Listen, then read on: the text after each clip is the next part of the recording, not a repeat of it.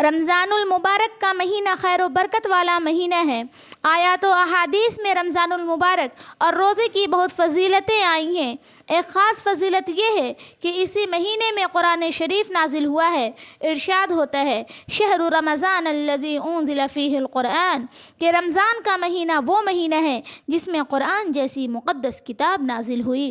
اسلام کے 5 بنیادی ارکان میں سے ایک روزہ ہے۔ مسلمانوں کو حکم دیا گیا ہے کہ وہ رمضان المبارک کا چاند نظر آتے ہی اپنے آپ کو اس اہم فریضے کی ادائیگی کے لیے تیار کر لیں جو اگلے 11 مہینوں میں ان کی روحانی، جسمانی اور اخلاقی اصلاح کا ذریعہ بنے۔ دین اسلام کے ظہور سے پہلے بھی روزہ ایک مذہبی فریضے کی حیثیت سے مختلف مذاہب میں رائج تھا، اور ان مذاہب کے پیرو اپنے عقائد و تعلیمات کے مطابق روزہ کا اہتمام کیا کرتے تھے۔ لیکن نبی آخر الزماں صلی اللہ علیہ وسلم نے مسلمانوں کو جس روزے سے روشناس کرایا اسے ایک الگ انفرادی حیثیت حاصل ہے، جیسا کہ سورہ بقرہ میں ہے یا ایھا الذین آمنوا کتب علیکم الصیام کما کتب علی الذین من قبلکم لعلکم تتقون، کہ اے ایمان والوں تم پر روزے فرض کیے گئے جیسا کہ تم سے پہلی امتیوں پر فرض کیے گئے تھے تاکہ تمہارے اندر تقوی کی صفت پیدا ہو۔ تقوی اور پرہیزگاری کا مبارک وصف رکھنے والوں کے متعلق ارشاد ہوتا ہے تلک الجنۃ التی نورث من عبادنا من کان تقیا، کہ ہم اپنے بندوں میں سے جنت کا وارث اس شخص کو بنائیں گے جو پرہیزگار اور متقی ہو۔ اسی طرح ایک دوسری جگہ ارشاد ہے ان المتقین فی مقام امین، بے شک متقی لوگ اللہ تعالیٰ کے پاس امن و امان کی جگہ میں ہوں گے۔ متقیوں کا ٹھکانہ جنت ہے۔ جو شخص بھی رمضان المبارک کا روزہ رکھے گا اس کے اندر تقوی کی صفت پیدا ہوگی، اور جس کے اندر تقوی کی صفت پیدا ہوگی وہ جنت میں ضرور جائے گا۔ ایک حدیث میں ہے کہ اگر لوگوں کو معلوم ہو جائے کہ رمضان کیا چیز ہے تو پھر میری امت یہ تمنا کرے گی کہ سارا سال ہی رمضان ہو جائے۔ آپ صلی اللہ علیہ وسلم نے روزے کو ڈھال سے تعبیر کیا ہے۔ جس طرح آدمی ڈھال کے ذریعے دشمن کے حملے سے محفوظ رہتا ہے، اسی طرح روزے دار دوزخ کے عذاب سے محفوظ رہے گا۔ ایک حدیث میں ہے کہ روزے دار کے لیے روزہ خود اللہ سے سفارش کرے گا کہ میری وجہ سے اس بندے نے دن کو کھانا پینا اور خواہشات نفسانی کو پورا کرنا ترک کر دیا تھا، یعنی چھوڑ دیا تھا، پھر اسے بخش دیا جائے اور اسے پورا اجر دیا جائے تو اللہ تعالیٰ روزے کی یہ سفارش قبول فرمائے گا۔ روزے کے دوران جھوٹ، غیبت، چغلخوری، بیہودہ شور و شغب، گالی گلوچ اور تمام برے کاموں، بری باتوں سے احتراز کرنا چاہیے، یعنی بچنا چاہیے، ورنہ روزے کا ثواب کچھ بھی حاصل نہ ہوگا۔ حدیث شریف میں ہے کہ جو شخص روزے میں بھی غلط کاری ترک نہ کرے اور گناہوں سے باز نہ رہے تو اس کا روزہ نہیں بلکہ فاقہ ہے، اور رات کی عبادت بھی محض جاگنا ہی جاگنا ہے۔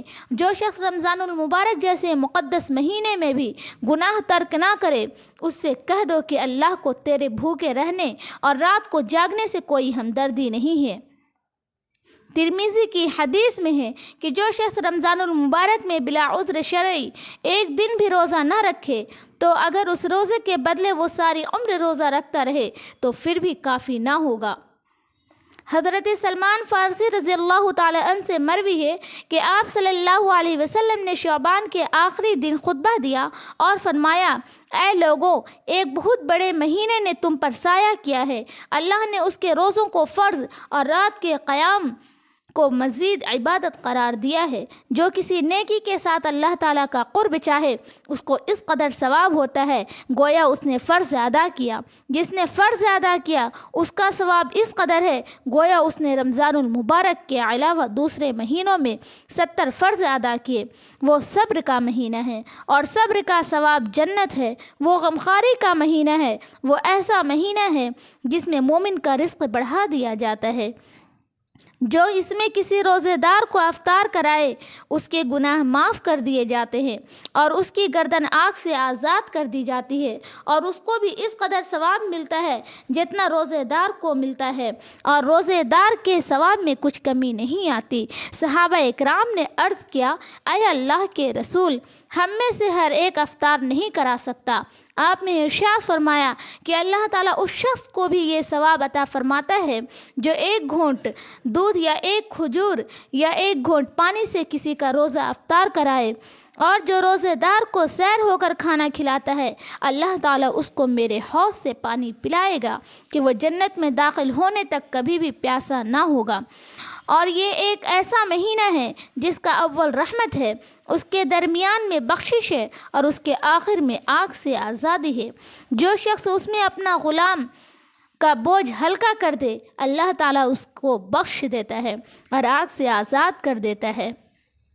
دوسری روایت میں ہے کہ جب رمضان کا مہینہ آ جاتا ہے تو آپ صلی اللہ علیہ وسلم ہر قیدی کو چھوڑ دیتے اور ہر سائل کو دیتے تھے۔ جب رمضان کی پہلی رات آتی ہے تو شیطان اور شرکش جن قید کر لیے جاتے ہیں، جہنم کے دروازے بند کر دیے جاتے ہیں، کوئی کھلا نہیں رہتا، جنت کے دروازے کھول دیے جاتے ہیں، کوئی بند نہیں رہتا۔ پھر ایک پکارنے والا پکارتا ہے، یا باغی الخیر اقبل و یا باغی الشر اقصر، اے خیر کے طلبگار آگے بڑھ، اے شر کے طلبگار رک جا۔ یہ اعلان ہر رات کو ہوتا ہے۔ آپ صلی اللہ علیہ وسلم نے فرمایا کہ روزہ دار کے لیے فرحت کے دو خاص موقع ہیں۔ ایک خاص فرحت اس کو افطار کے وقت اسی دنیا میں حاصل ہوتی ہے، اور دوسری خاص فرحت اللہ تعالیٰ کے سامنے حاضری اور دربار الہی میں باریابی کے وقت حاصل ہوگی۔ روزے میں محض دینی فوائد ہی نہیں ہیں بلکہ اس کے اندر دنیاوی فوائد بھی مضمر ہیں۔ روزہ انسان کی صحت اور تندرستی برقرار رکھنے کے لیے ایک مفید چیز ہے۔ ایک عیسائی مفکر کہتا ہے، جس شخص کو تزکیہ نفس کی ضرورت ہو اسے چاہیے کہ وہ کثرت سے روزہ رکھا کرے۔ کوئی کہتا ہے، روزہ رکھنے سے خیالات پریشان نہیں ہوتے، جذبات کی تیزی جاتی رہتی ہے، برائیاں دور ہو جاتی ہیں اور بدی کی طاقت کمزور ہو جاتی ہے۔ کوئی کہتا ہے، روزہ دل میں سکون، صبر اور اطمینان پیدا کرتا ہے، اس سے قوت برداشت بڑھتی ہے اور سختیاں سہنے کی عادت پیدا ہو جاتی ہے۔ ایک اور مغربی دانشور کا قول ہے، روزہ روحانی امراض کا علاج ہے اور روح کو پاک و صاف رکھتا ہے۔ غور کیجئے کہ اللہ تعالیٰ نے ہم مسلمانوں کو کیسی بیش و بہا نعمت عطا فرمائی ہے جو دنیاوی اعتبار سے بھی مفید ہے اور آخرت میں تو باعث نجات ہی ہے۔ اس لیے ہم لوگوں کو چاہیے کہ جب رمضان کا مہینہ آئے تو ہم لوگ زیادہ سے زیادہ روزہ رکھا کریں اور زیادہ سے زیادہ عبادت کریں۔